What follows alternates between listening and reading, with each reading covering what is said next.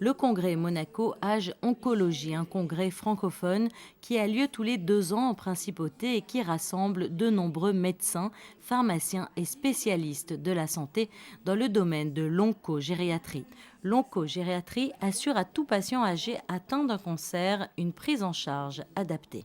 On a beaucoup de publications qui ont montré que le malade âgé était sous-traité.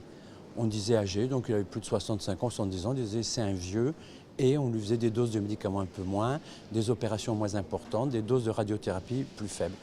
Et il n'y avait strictement aucune raison.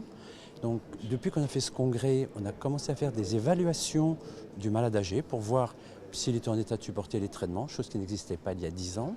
Et on a commencé à lancer des essais thérapeutiques, des essais cliniques pour voir la tolérance spécifique du sujet âgé et mieux connaître le sujet âgé vis-à-vis de certains actes chirurgicaux et de certains médicaments.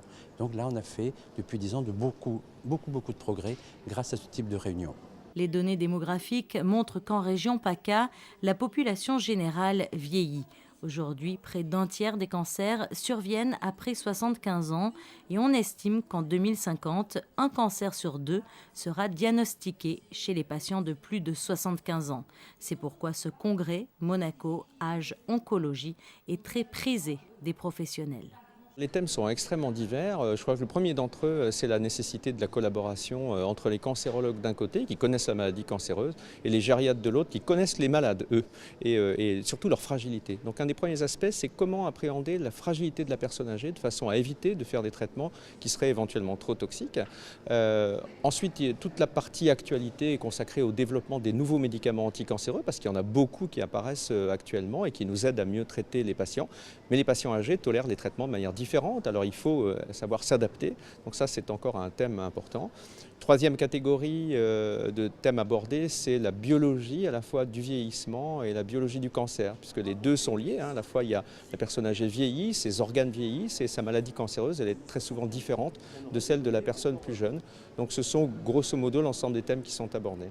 Il est donc essentiel de mieux connaître les spécificités des cancers chez les personnes âgées afin d'améliorer les réponses aux besoins croissants de cette population. Des traitements adaptés existent d'ores et déjà. Alors, la grande révolution de ces dernières années, c'est ce que nous appelons l'apport des thérapeutiques ciblées. Pendant très longtemps, on a fait des traitements qui visent à détruire la tumeur. Pour la chirurgie, on l'enlève, la radiothérapie, on fait des rayons dessus, la chimiothérapie, c'est des traitements un peu agressifs, un peu toxiques. Et là, on a des traitements grâce aux biologistes moléculaires qui sont capables d'aller agir à l'intérieur de la cellule cancéreuse sur des mécanismes dont on sait qu'ils servent à la propagation du cancer. Donc ce sont des traitements beaucoup plus ciblés, beaucoup plus efficaces, mais aussi beaucoup moins toxiques que nos chimiothérapies d'autrefois. Et ça, c'est vraiment la grande révolution des médicaments du cancer et elle est en cours actuellement. Le professeur Yves Coppens a lui aussi souhaité participer à ce congrès puisqu'il a donné une conférence intitulée « Le destin de l'homme est-il écrit ?»